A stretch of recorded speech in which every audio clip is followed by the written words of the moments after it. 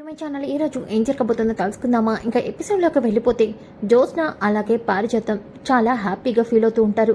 ఇక జ్యోత్స్న అయితే గ్రాని ఈ సంతోషం మనకి ఇంకా రెట్టింపోతుంది. ఏంటి ఏం చేయబోతున్నావు నువ్వు? అవును గ్రాని, ఈరోజు దీపకి డోస్ కొంచెం పెంచుతాను. ఈరోజు దీప, ఇవన్నీ నా వల్ల కాదు. నేను ఈరోజు ఇక సీఈఓగా ఉండడానికి నాకు ఎటువంటి అర్హత లేదు. నేను ఈ పని చేయలేని దీపే ఆఫీస్ నుంచి పారిపోయేలా చేస్తాను. ఏంటి నువ్వంటుంది? ఆ దీప పారిపోతుందంటావా? ఏం చేయబోతున్నావు? చెప్పను గ్రాని, చూస్తావుగా ఏం జరుగుతుందో. ఈవినింగ్ కల్లా గుడ్ న్యూస్ వింటావు అని చెప్పేసి జ్యోత్స్న ఇక అక్కడి నుంచి ఆఫీస్కి అయితే బయలుదేరుతుంది. ఇంతలోకి దీప, బావా, మా అమ్మకి అన్నయ్య వదిన కూడా ఉన్నారు అంటే నాకు మేనమామ అత్త ఉన్నట్టే కదా. అవును దీప, మనం వాళ్ళెవరో తెలుసుకోవాలి బావా. ఈ కుటుంబం ఎందుకు విడిపోయిందో, అసలు అంత పెద్ద గొడవ ఏం జరిగిందో మనం తెలుసుకొని ఎలా అయినా అమ్మని తన కుటుంబంతో కలపాలి. దీపా, జరిగింది చూసాక కూడా నువ్వు ఎలా ఇలా మాట్లాడగలుగుతున్నావు? బావా, నాకు పుట్టుక నుంచే నా కన్న తల్లిదండ్రులు ఎవరో తెలీదు. అనాథగానే పెరిగాను. కానీ మా అమ్మ తల్లిదండ్రులు ఉండి కూడా అనాథలా ఉండడం ఇష్టం లేదు. అందుకే నా తల్లికి తన కన్న తండ్రిని, తన అన్నని వదిలిని దగ్గర చేయాలి అనుకుంటున్నాను. ప్లీజ్ బావా, ఏదో ఒక అవకాశమైనా దొరుకుతుంది కదా. నీకు తెలుసు కదా బావా, తాత మన కుటుంబాన్ని ఈ కుటుంబం నుంచి వెలవేశాడు. మనల్ని చూస్తేనే తాత కోపంతో రగిలిపోయేవాడు. అలాంటి తాత ఈరోజు మనందరినీ కూడా దగ్గరికి తీసుకుంటున్నాడు, మనతో ప్రేమగా ఉంటున్నాడంటే దానికి కారణం నువ్వు కాదా బావా? కాబట్టి ఈ రెండు కుటుంబాల్ని కలపడం కోసం నువ్వే ఏదో ఒకటి ఆలోచించాలి బావా. నువ్వేం చేసినా అది జరుగుతుంది బావా. దీపా, నువ్వు చెప్పినట్టే ఆలోచిద్దాం, సరేనా? ముందు మనకి ఒక మంచి అవకాశం రాని, అప్పుడు ఈ రెండు కుటుంబాలని ఎలా కలపాలో ఆలోచిద్దాం. నీ ముందున్న లక్ష్యం ఏంటంటే నువ్వు ఎలా అయినా సీఈఓ అవ్వాలి. అప్పుడే జ్యోత్స్న ఆగడాలకి మనం అడ్డుకట్ట వేయగలం. సరేనా? ఆఫీస్కి వెళ్ళాలని రెడీ అవ్వు అని చెప్పేసి అంటాడు. ఇంకా ఒక పక్కన జ్యోత్స్న అలాగే దీప ఇక కార్తిక్ అందరూ కూడా ఆఫీస్కి అయితే వచ్చేస్తారు. ఇంతలోకి దీప టేబుల్ మీద చాలా ఫైల్స్ అయితే పెడతారు. ఇక దీప, ఏంటి ఫైల్స్ అని వెనకాలనే, మేడం, ఈ ఫైల్స్ మీకు ఇచ్చిన రెస్టారెంట్కి సంబంధించిన ఫైల్స్. ఇవన్నీ మీరు చెక్ చేస్తేనే మీరు రెస్టారెంట్ ఎలా డెవలప్ అవుతుందో తెలుసుకోగలరు. లేకపోతే దేనివల్ల మిస్టేక్ జరుగుతుందో కూడా మీకు అర్థం కాదు అని వెనకాలనే ఇక జ్యోత్స్న గట్టిగా నవ్వుతూ ఉంటుంది. పాపం, నిన్న ఒక్క మెయిల్ వల్లే దీప తాత దగ్గర తిట్టించుకుంది. తన వల్ల రెస్టారెంట్కి నష్టం వచ్చింది. ఇప్పుడు ఏకంగా ఇన్ని ఫైల్స్ దీప ముందు పెట్టావు. దీప, ఫైల్స్లో ఏముందో తనకెలా అర్థమవుతుంది? ఏమని అర్థం చేసుకోగలదు? అసలు దీప ఆ ఫైల్లో ఏముందో కూడా తనకి తెలీదు. అలాంటి దీప ఈ ఫైల్ని చెక్ చేసి రెస్టారెంట్ని ఎలా డెవలప్ చేయగలదు అని చెప్పి జ్యోత్స్న నవ్వుతూ ఉంటుంది. ఇక జ్యోత్స్న, దీప, నా మీద కోపం వస్తే అరవటం కాదు, దీనికి ఎలా ఆలోచిస్తావో, ఎలాంటి సొల్యూషన్ వెతుకుతావో చెప్పు. ఇప్పటికైనా టైం సరిపోతుంది దీప. తప్పైపోయింది, నా ముందు ఓడిపోయినని చెప్పేసి సారీ చెప్పు, వదిలేస్తాను. ఇక్కడి నుంచి పారిపో దీప, ఇవన్నీ నీకు సెట్ కావు అని వెనకాలనే ఎవరికి సెట్ అవుతాయి అని చెప్పేసి ఇక అక్కడకు సూరజ్ అంటూ ఉంటాడు. ఒక్కసారిగా జ్యోత్స్న తిరిగి చూడగానే అక్కడ సూరజ్ని చూసిన జ్యోత్స్న షాక్ అయిపోతుంది. ఇక దీప అలాగే కార్తిక్ కూడా సూరజ్ని చూసి షాక్ అవుతారు. ఇక వెంటనే కార్తిక్, బ్రో ఏమైంది? నీ తలకా కట్టేంటి, చేతికా కట్టేంటి, ఏం జరిగింది బ్రో అని వెనకాలనే ఇక సూరజ్, కొంతమంది వీధి కుక్కలు నా మీద పడ్డాయి. ఆ వీధి కుక్క, గజ్జి కుక్క ఇదంతా చేసింది అని వెనకాలనే ఒక్కసారిగా జ్యోత్స్న, వీడేంటి ఇండైరెక్ట్గా నన్నే చూసి తిడుతున్నాడు, వీడికి నేనే చేశానని తెలిసిపోయిందన్నమాట అని చెప్పేసి అనుకుంటూ ఉంటే కార్తీక్, ఏంటి బ్రో నువ్వంటుంది? ఏమో, ఏం జరిగిందో తెలీదు బ్రో, కానీ ఇదంతా ఒక మదమెక్కిన గాడిద చేసిందని మాత్రం నాకు తెలుసు. ఆ గాడిద ఆ వీధి రౌడీలని పెట్టించి నన్ను కొట్టించింది. ఆ గాడిదకి బుద్ధి చెప్పాలని నేను ఇక్కడికి వచ్చాను అని వెనకాలనే కార్తీక్, అంటే జ్యోత్స్న మళ్ళీ రౌడీల్ని పెట్టి సూరజ్ని కొట్టించిందనమాట. ఎంత చేసినా దీనికి బుద్ధి రాదు అని చెప్పేసి కార్తీక్ కోపంతో జ్యోత్స్న వైపు తిరగగానే ఇక సూరజ్, బ్రో, నేను ఇక్కడికి వచ్చింది దీపగారికి అసిస్టెంట్గా వర్క్ చేయడానికి. ఏంటి సూరజ్ నువ్వు అంటుంది? అవును, నిన్న దీపగారు నన్ను ఈ హెల్ప్ అడిగారు. ఆ హెల్ప్ చేయడం కోసమే నేను ఇక్కడికి వచ్చాను. దీపగారు, నిన్న మీ కింద అసిస్టెంట్గా ఏ జాబు చేయకూడదు అనుకున్నాను. కానీ నిన్న ఒక జరిగిన విషయానికి ఆ అడ్డగాడిదికి ఎలా అయినా బుద్ధి చెప్పాలని మీ దగ్గర అసిస్టెంట్గా జాయిన్ అవుదాం అనుకుంటున్నాను అని వెనకాలనే ఒక్కసారిగా జ్యోత్స్న వీల్లేదు, దీప ఒంటరిగా గెలవాలి, అసిస్టెంట్ని పెట్టుకోవడం ఏంటి అని వెనకాలనే దశరథ శివనారాయణ అక్కడికి వస్తారు. ఏం జరుగుతుంది ఇక్కడ తాత చూసావా, దీప ఒంటరిగా ఈ ఈ పోటీలో గెలవాలని చెప్పాను కదా, ఇప్పుడు దీప అసిస్టెంట్గా వీణ్ణి పెట్టుకుంటుంది అని వెనకాలనే సూరజ్ నువ్వా, నీ తలకి దెబ్బేంటి చేతికి గాయమేంటి అని వెనకాలనే ఇక జ్యోత్స్న బాబోయ్ ఇప్పుడు వీడు గనుక నేనే ఇదంతా చేయించానని చెప్తే వీడు చెప్పిన దానికి సాక్ష్యం ఉండాలిగా, వీడు నన్నేం చేయలేడులే అని చెప్పేసి అనుకుంటుంది. దాంతో సూరజ్ అంటే అది నిన్న చిన్న యాక్సిడెంట్ అయిందిలేండి సార్ అని అనగానే ఎవడే యాక్సిడెంట్ చేసింది, ఏ గాడిదా అంత కళ్ళు నెత్తిన పెట్టుకొని డ్రైవ్ చేస్తుంది అని వెనకాలనే జ్యోత్స్న బాబాయ్ వీడు అందరితో తిట్టిస్తున్నాడు నన్ను అని చెప్పనుకుంటుంది. ఇక జ్యోత్స్న తాత ముందు దీప అసిస్టెంట్గా ఇవి సూరజ్ని పెట్టుకుంటుందంట, దాని గురించి మాట్లాడు. తప్పేముంది జ్యోత్స్న, సీఈఓగా పనిచేయాలి అంటే అన్ని పనులు వాళ్ళ వల్ల చేయడం కుదరదు, అలాంటప్పుడు వాళ్ళ కింద కొంతమంది మనుషులను పెట్టుకుని పని చేయిస్తారు. ఇప్పుడు దీప కూడా తనకు ఒక అసిస్టెంట్ కావాలి కాబట్టి సూరజ్ని పెట్టుకుంది, అందులో తప్పేముంది. నిన్న తన వల్ల ఒక పొరపాటు జరిగింది, ఆ పొరపాటు మళ్ళీ జరగకూడదని నేనే దీపని తన కింద ఎవరైనా పనిచేసిన వ్యక్తిని నమ్మకస్తుని పెట్టుకోమన్నాను, అందుకే దీప పెట్టుకుంది. కావాలంటే నువ్వు కూడా ఒకళ్ళు పెట్టుకో, అయితే నేను బావని నాకు పిఏగా అపాయింట్ చేసుకుంటాను. చూడండి పెద్ద మేడం, నేను మీకు పనివాణ్ణి అంటే మీ కింద పని చేస్తాను, అంతేగాని మీరు పోటీలో గెలవడానికి మీకు సలహాలు ఇవ్వడానికి మాత్రం కాదు. బావా చూడండి పెద్ద మేడం, నేను మీ డ్రైవర్గానే ఉంటాను, మీకు అలాంటివైనా కావాలంటే మీరు మీకు ఇష్టమైన వాళ్ళని పెట్టుకోండి అని వెనకాలనే ఇక Sivanarayana Suraj all the best అని చెప్పేసి దశరథ శివనారాయణ వెళ్ళిపోతారు. ఇక జ్యోత్స్న వీడితో దీప మాట్లాడింది నేను అందుక, వీడు దీనికి ఒప్పుకోలేదు, అనవసరంగా నేనే వీడిని రెచ్చగొట్టి దీపకి హెల్ప్గా పెట్టుకునేలా చేశానా, అయినా వీడేం చేస్తాడులే, ఫుట్పాత్ మీద జ్యూస్లు అమ్ముకునే వీడు దీప కంటే ఒక 2 క్లాసులు ఎక్కువ చదువుంటాడు, అంతే వీడేం చేయగలడు అని అనుకుంటుంది. ఇంతలోకి అప్పుడే అక్కడున్న ఫైల్స్ అన్నీ కూడా సూరజ్ చెక్ చేసేస్తూ చదివేస్తూ ఉంటాడు. ఇక అది చూసి జ్యోత్స్న షాక్ అవుతుంది, వీడికి ఇంగ్లీష్ వచ్చా, ఇంత బాగా చదివేస్తున్నాడు, ఏదో కొంచెం నేర్చుకుని ఉంటాడులే, ఫుట్పాత్ మీద అమ్ముకుంటూ ఉంటాడు కదా అని అనుకుంటుంది. ఇంతలోకి దీప సూరజ్ నిన్న ఒక ప్రాబ్లం జరిగింది అని జరిగిందంతా చెప్తుంది. దీపగారు మనం దీన్ని ఎలాగైనా సాల్వ్ చేయొచ్చు అని చెప్పేసి ఇక వాళ్ళకి ఒక పెద్ద మెయిల్ని అయితే సెండ్ చేస్తాడు. దాంతో శాండిల్వుడ్ కంపెనీ వాళ్ళు శివనారాయణకి కాల్ చేసి తమకి కాంట్రాక్ట్ ఇస్తున్నాము, ఫుడ్ ఆర్డర్ తీసుకుంటున్నాము అని వినగానే శివనారాయణ చాలా హ్యాపీగా ఫీల్ అవుతాడు. వెంటనే మెయిల్ని చెక్ చేస్తాడు. సూరజ్ మెయిల్ని ఇంత బాగా పెట్టాడా, సూపర్ అని చెప్పేసి సూరజ్ని దీపని క్యాబిన్లోకి పిలుస్తాడు. ఇక సూరజ్ని అలాగే దీపని అప్రిషియేట్ చేస్తాడు. దీప పెద్దయ్య గారు ఇదంతా సూరజ్ వల్లే జరిగింది, విషయం ఎలా చెప్పాలో నాకు తెలుసు, కానీ అది ఇంగ్లీష్లో ఎలా రాయాలో నాకు తెలీదు, సూరజ్ వల్ల ఇదంతా జరిగింది అని వెనకాలనే చూడు దీప, ఆలోచన నీది కాబట్టి నిన్ను మెచ్చుకుందామని ఇక్కడికి పిలిచాను, కానీ సూరజ్ వల్ల నీ ఆలోచనలు అమల్లోకి వస్తున్నాయని సంతోషంగా ఉంది అని అంటాడు.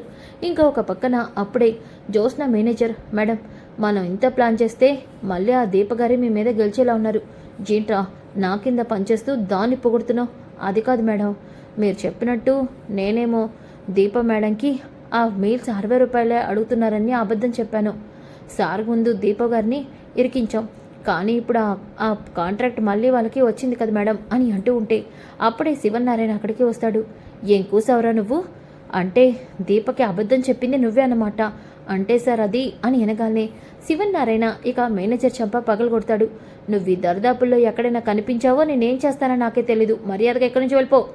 సరే సార్ అంటూ అక్కడి నుంచి వెళ్ళిపోతాడు. ఇక జ్యోత్స్న తాత అది నర్మయ్, సొంత కంపెనీని నష్టంలోకి తెప్పించి ఏం సాధించాలనుకుంటున్నావు నువ్వు, అంటే తాత అది ఈ పోటీ అనేది దీపకి నీకు పెట్టేది మీ ఇద్దరి సామర్థ్యంతో ఎవరైతే బిజినెస్ని లాభాల్లోకి తీసుకొస్తారా అని, అంతేగాని దీప మీద అసూయతో మన కంపెనీకే నష్టం తెప్పించాలని చూస్తావా, అసలు నీ సంస్కారం నీ బుద్ధి ఇంతమందికి ఇస్తుందని అసలు అనుకోలేదు, అసలు నిజంగా నీ ఒంట్లో నడుస్తుంది ఈ శివనారాయణ రక్తమేనా తాత, ఇంకా ఏంటి తాత, ఇంత జరిగాక ఇక నువ్వు సీఈఓకి అన్ఫిట్ అని అర్థమైపోయింది, ఈ పోటీని ఈరోజే రద్దు చేసేస్తున్నాను, తాత అలా చేయకు తాత, నువ్వు కనుక ఆ పని చేస్తే దీప ముందు నా పరువు పోతుంది. అవును తాత, అందరూ కూడా నన్ను చీకొడతారు, చిన్నగా చూస్తారు. మమ్మీ కూడా ఫీల్ అవుతుంది తాత. ప్లీజ్ తాత, దీపక్కి ఒక ఛాన్స్ ఎలా ఇచ్చావో నాకు కూడా ఒక ఛాన్స్ ఇవ్వు తాత. ప్లీజ్ తాత, ఇంకొకసారి ఇలాంటి మిస్టేక్ చేయను, ప్రామిస్. మా మమ్మీ మీద ప్రామిస్ చేసి చెప్తున్నాను. చూడు, నీకు అవకాశం ఇస్తున్నాను. ఆ మాటలు నీ వల్ల నువ్వు చెప్పే మాటలకి వినబడి కాదు, సుమిత్ర మీద నమ్మకంతో. నువ్వు ఇలా చేసావని తెలిస్తే సుమిత్ర తట్టుకోలేదు. అందుకనే నీకు అవకాశం ఇస్తున్నాను. ఇంకొకసారి నువ్వు తప్పు చేస్తే మాత్రం నేనేం చేస్తానో నాకే తెలీదు అని శివనారాయణ కోపంగా అక్కడి నుంచి వెళ్ళిపోతాడు. ఇంకా రాత్రి అవుతుంది. జ్యోత్స్న జరిగినంతా పారిజాతంతో చెప్తుంది. ఇక పారిజాతం, అంటే నీ దరిద్రాన్ని నువ్వే ఆఫీస్కి రప్పించుకున్నావు అన్నమాట. గ్రాని, నీకు ముందే చెప్పాను కదే, వాడితో నీకు గొడవ వద్దే. వాడు పెద్ద ఈగోయిస్ట్లా ఉన్నాడు, తింగరోడేవాడు, పట్టుకుంటే వదలడు అని. కానీ ఊరుకున్నావా? చూడు ఇప్పుడు ఎక్కడి వరకు తెచ్చుకున్నావో. వాళ్ళందరూ ఒకటయ్యారు. ఇక నువ్వు సీఈఓ అవడం కాదు, కనీసం అక్కడ వాచ్మెన్ కూడా అవ్వలేవు. గ్రాని, వాడు ఆ దీపా బావ నన్నేం చేయగలరు? ఇప్పుడు ఏం చేశారు? గ్రాని, నీతో చెప్తే నువ్వేదైనా సలహా ఇస్తావని వస్తే అలా మాట్లాడుతున్నావేంటి గ్రాని? నేనేం సలహా ఇస్తాను మహాతల్లి? నేనేమీ ఇవ్వలేను. నేను ఒక్క మాట చెప్తాను వినవే. మంచి సంబంధం చూసుకొని పెళ్లి చేసుకోవే. కనీసం ఈ ఆస్తేనా నీకు దక్కుతుంది. గ్రాని, ఆస్తి దక్కుతుంది, అలాగే కంపెనీకి నేనే సీఈఓ కూడా అవుతాను.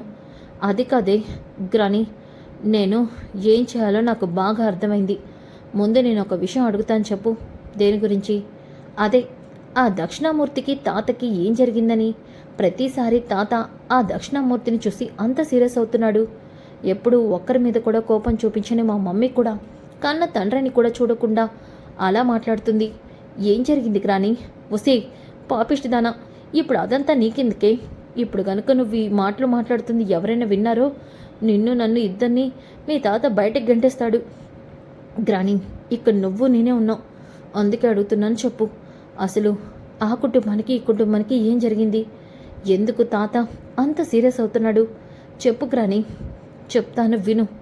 ఆ రెండు కుటుంబాలకి కారణం, ఆ రెండు కుటుంబాలు విడిపోవడానికి, ఆ రెండు కుటుంబాల మధ్యన పచ్చగడ్డి వేసిన బగ్గుమనడానికి కారణం ఎవరో కాదు, ఈ పారిజాతమే. గ్రాని, ఏమంటున్నావు నువ్వు?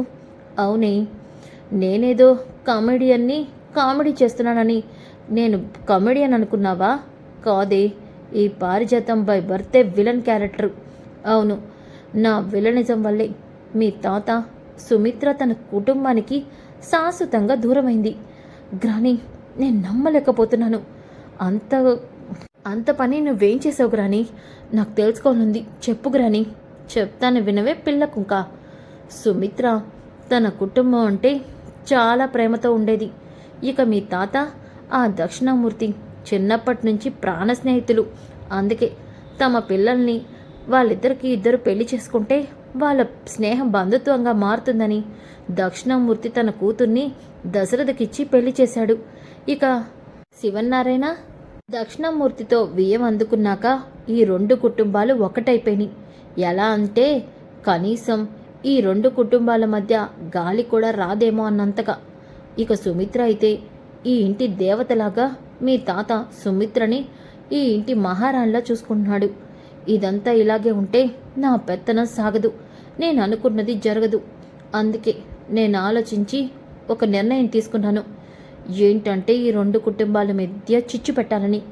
అందుకే దక్షిణామూర్తికి తన కొడుకున్నాడు కదా, వాడితో కాంచన పెళ్లి చేయమని మీ తాతతో ఒక ఆలోచన చెప్పాను. మీ తాత కూడా ఈ ఆలోచన బాగుందని కాంచనని తన కొడుకుకిచ్చి పెళ్లి చేయమని అడిగాడు. ఇక దక్షిణామూర్తి కూడా ఆ పెళ్లికి ఓకే చెప్పాడు. కానీ ఏం జరిగిందో తెలుసా? దక్షిణామూర్తి తన కొడుకుకి ఒక అమ్మాయితో పెళ్లి జరిపించాడు, అది కూడా గుట్టు చప్పుడు కాకుండా. ఆ విషయం తెలిసిన మీ తాత దక్షిణామూర్తి మీద కోపంతో రగిలిపోయాడు. కాంచన పెళ్లి తన కొడుకుతో అనుకుని అందరికీ చెప్పుకున్న శివనారాయణ ఇలా దక్షిణామూర్తి మోసం చేయడంతో తట్టుకోలేకపోయాడు. అప్పుడే రెండు కుటుంబాల మధ్య చాలా పెద్ద గొడవ జరిగింది. ఇక దశరథ మీద దక్షిణామూర్తి చేయి కూడా చేసుకున్నాడు. తప్పేంటో తెలుసుకోకుండా, విషయం ఏంటో అర్థం చేసుకోకుండా దక్షిణామూర్తి చెప్పే మాటలు కూడా మీ తాత వినకుండా మీ తాత మైండ్ని నేనే పొల్యూట్ చేశాను. ఏంటికి రాని నువ్వంటుంది? అవునే, దక్షిణామూర్తి కొడుకు ఒక అమ్మాయిని ప్రేమించాడు. అలాగే తనని కడుపు కూడా చేశాడు. ఈ విషయం తెలిసిన దక్షిణామూర్తితో నేనే గుట్టు చప్పుడు కాకుండా పెళ్లి చేశాను. అలాగే ఈ విషయం గురించి మీ తాతతో చెప్పి నేనే ఒప్పిస్తానని కూడా చెప్పాను. కానీ మీ తాతతో నేను ఈ విషయం చెప్పలేదు. దక్షిణామూర్తి మన కాంచనకి అన్యాయం చేశాడని చెప్పాను. ఆ దెబ్బతో అందరూ కూడా దక్షిణామూర్తి మీద కోపంతో రగిలిపోయారు. ఇక దక్షిణామూర్తి కూడా విషయం తెలిసి కూడా ఈ శివనారాయణ ఇంత మొండిగా ప్రవర్తిస్తున్నాడని దక్షిణామూర్తి శివనారాయణ మీద అసహ్యం పెంచుకున్నాడు. సొంత అన్నని మీద గౌరవం లేని సుమిత్ర మీద కక్ష పెంచుకున్నాడు. ఇది జరిగింది అంటే గ్రాని నీ మూలాన 2 కుటుంబాలు విడిపోయాయా? అవునే, ఇప్పటికీ అసలు ఏం జరిగిందో ఎవ్వరికీ ఏమీ తెలీదు. కానీ కథ మొత్తం నడిపింది మాత్రం నేనే అని అనగానే అప్పుడే ఇదంతా కూడా దీప వింటుంది. ఒక్కసారిగా షాక్ అయిపోతుంది. అంటే పారిజాతం గారే మా అమ్మని తన కుటుంబం దగ్గర నుంచి దూరం చేశారా? ఈ విషయం నేను బావతో చెప్పాలి అని చెప్పేసి దీప అక్కడి నుంచి వెళ్ళిపోతుంది. ఇక జ్యోత్స్న, గ్రాని అయితే మనం ఈ అవకాశాన్ని అస్సలు ఉపయోగించుకోవాలి. అవును చేస్తావే నువ్వు? గ్రాని వింటూ ఉంటే మన తాతకి ఎంత ఆస్తుందో అక్కడ అతనికి కూడా అంతే ఆస్తుంది అనిపిస్తుంది. అవునే, అయితే మనం ఈ విషయాన్ని ఇక్కడితో వదలకూడదు గ్రాని. ఈ విషయాన్ని అడ్డుపెట్టుకొని దీపని ఈ ఇంటికి దూరం చేస్తాను, చూస్తూ ఉండు అని చెప్పేసి అంటుంది. ఇక కార్తిక్, ఏంటి దీపాన్ని అంటుంది? అవును బావా, పారిజాతం గారే ఈ గొడవకి కారణం. పారిజాతం గారి వల్లే ఈ 2 కుటుంబాలు విడిపోయినాయి. జోష్ను చెప్తుంటే విన్నాను. బావా, ఈ విషయం మనం తాతకి ఎలా అయినా తెలిసేలా చేయాలి. పారిజాతం గారి కుట్ర బయట పెట్టాలి. ఇది విషయం తాతకి తెలిస్తే పారుని ఎట్టి పరిస్థితిలో క్షమించడు. పారు పద ముగిసినట్టే. బావా, మనం మా అమ్మని వాళ్ళ కన్న తల్లిదండ్రులకి దగ్గర చేయాలి బావా. దీప, ఇప్పుడే కదా నిజం తెలిసింది. మనం అంతా చూద్దాం, ఏం చేయాలో అదే చేద్దాం అని చెప్పేసి అంటాడు. ఇక ఉదయం అవుతుంది. ఉదయమైన తర్వాత కాంచనతో, అమ్మా, అసలు ఆ దక్షిణామూర్తి తాతతో మన కుటుంబం ఎందుకు అంత కోపంతో ఉంది? తాత ఎందుకు ఆ మనిషి పేరు కూడా తలనివ్వట్లేదు? అసలు ఆ కుటుంబానికి మనకి మధ్య ఏం జరిగింది అని వెనకాలనే ఒక్కసారిగా శివనారాయణ, కార్తీక్, నీకు ఎన్నిసార్లు చెప్పానురా ఆ మనిషి పేరు ఇంట్లో కూడా తలవద్దని? మళ్ళీ ఆ మనిషి గురించి మీ అమ్మని నిలదీస్తావా? ఆ మనిషి గురించి అడుగుతావా? అది కాదు తాత, ఇంకేమీ మాట్లాడద్దు. ఆ మనిషి అనేవాడు మన జీవితంలో లేడు. ఆ మనిషి గురించి ఇంకొక్క మాట ఈ ఇంట్లో మాట్లాడినా నేనేం చేస్తానో నాకే తెలీదు. సరే తాత, కానీ పారుకి ఈ కథ వెనక ఏం జరిగిందో బాగా తెలుసన్నమాట. వీడేంటి నన్నిరికిస్తున్నాడు? ఒరే, ఏం మాట్లాడుతున్నావురా? అదేంటి గ్రాని, దక్షిణామూర్తి తాత ఈ గొడవకి ముందు నీతో ఏదో మాట్లాడాడంట కదా, ఈ విషయం తాతతో కూడా చెప్పమన్నాడంట కదా, కానీ నువ్వే ఆ విషయాన్ని చెప్పావో లేదో అన్న విషయంలో తాత అనుమానం పడుతున్నాడు. ఇంతకీ దక్షిణామూర్తి తాత ఈ గొడవ అవ్వకముందు నీతో ఏదో చెప్పాడంటగా, ఏంటది అని వెనగాలనే ఒక్కసారిగా శివనారాయణ, దశరథ, సుమిత్ర షాక్ అవుతారు.